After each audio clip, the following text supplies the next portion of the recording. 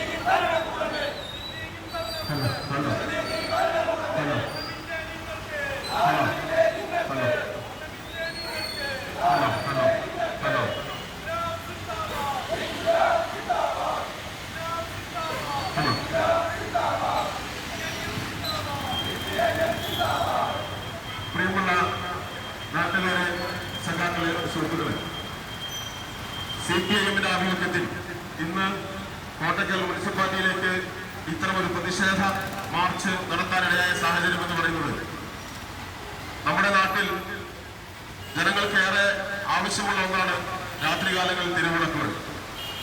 എന്നാൽ മാസങ്ങളായി നമ്മുടെ തെരുവുവിളക്കുകളൊക്കെ തന്നെ അടഞ്ഞു കിടക്കുകയാണ്.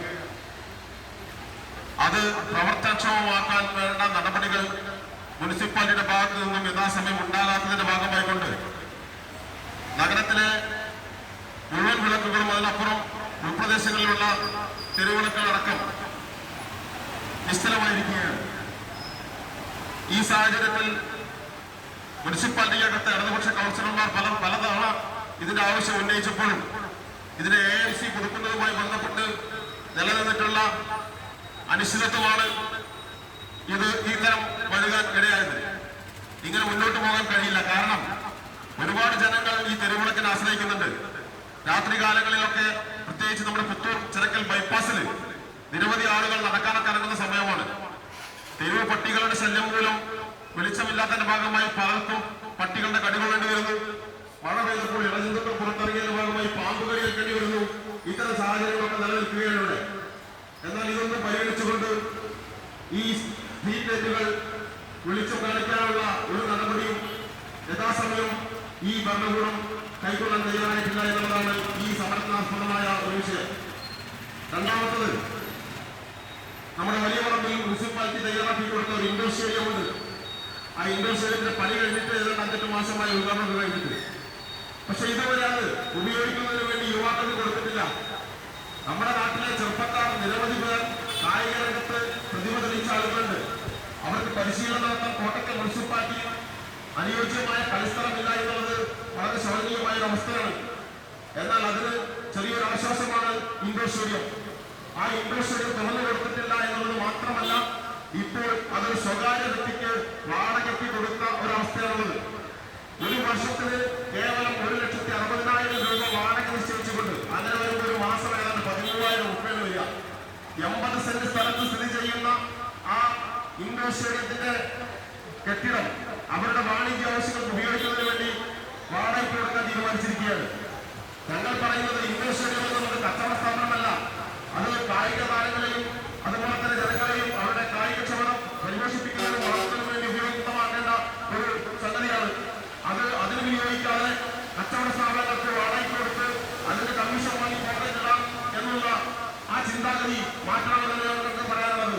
ഈ കായിക താരങ്ങൾക്ക് സൗജന്യമായി അവിടെ പരിശീലനം നടത്താൻ എല്ലാ ദിവസവും ഒരു സമയം വഴി നിങ്ങൾ നിശ്ചയിച്ചോ, ആ നിശ്ചയിച്ച സമയത്തിനകത്ത് എല്ലാവർക്കും വന്ന് പരിശീലനം നടത്താൻ സ്ത്രീകൾക്കും പുരുഷന്മാർക്കും ഒരുപോലെ പരിശീലനം നടത്താനുള്ള സൗകര്യം ഒരുക്കണം എന്നുള്ളതാണ് ഞങ്ങൾ ഉന്നയിക്കുന്ന മറ്റൊരു വിഷയം. ഇത്തരം വിഷയങ്ങൾ ഉന്നയിച്ചുകൊണ്ട് ഇതുമായി ബന്ധപ്പെട്ട് കൗൺസിലിനടുത്ത് ഇടതുപക്ഷ കൗൺസിലർമാർ ആവശ്യം ഉന്നയിച്ചാണ് ഈ ഇൻഡോർ സ്റ്റേഡിയത്തിന്റെ ബൈലോ നിർമ്മിക്കുന്ന സമയത്ത് ഇത് കായിക താരങ്ങൾക്ക് സൗജന്യമായി കൊടുക്കണം, യുവാക്കൾക്ക് യുവതികൾക്ക് സൗജന്യമായി കൊടുക്കണമെന്ന് കൗൺസിലർമാർ ഇടതുപക്ഷ